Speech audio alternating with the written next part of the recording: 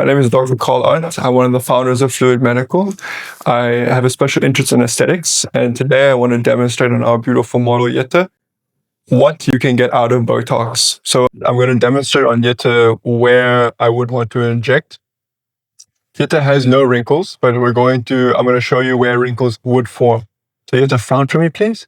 All right, so you see these two vertical lines. Those are called the 11's lines, and that is a function of your muscles of frowning. So that is your procerus muscle in the middle and your corrugator supercilii on either end. So to paralyze these muscles and prevent these lines ever forming on Jette, okay, front from me.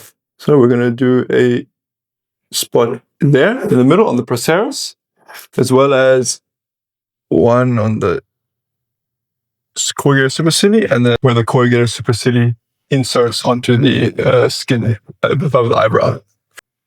Then we're going to go another point here, and then again, and then one at the top there.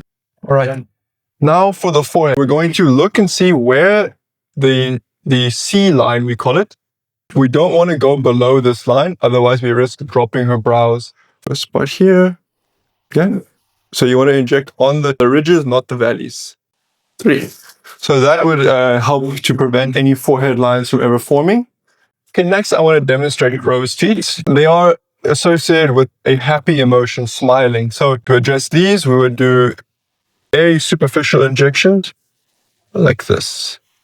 An eyebrow lift can look quite pleasing. Yeah, so you can see where it's putting the brow down. Right there, we can do 2 units, and same on the other side. Right there, we can do 2 units. Next, I want to move to the mouth area. So some women get, they call it barcode lines. You can inject a few units onto that muscle. You can address a gummy smile by injecting the muscle with the longest name in the human body, the levator labii superioris eloquinase. Here and here. It runs from here to the top of the lip.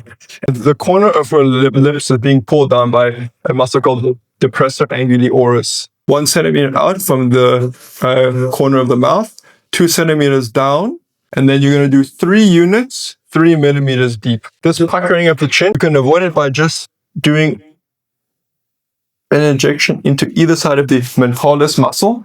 By slimming the masseter muscle, you can have a more slim jawline, which is also very useful for bruxism, which is the medical term for teeth grinding. I prefer to do the line from the top of the ear to the mental crease, and I will stay below that line. 3 injection points, 2 or 3 on the mandible and 1 more into the body of the muscle. Next, we can do what's called the Nefertiti lift. So the platysma is a thin muscle that runs on your neck. By injecting on these bands, and also by injecting where the platysma inserts onto the mandible, it can slim the jawline, accentuate the jawline, as well as by injecting the platysma bands, you can prevent the bands from ever forming.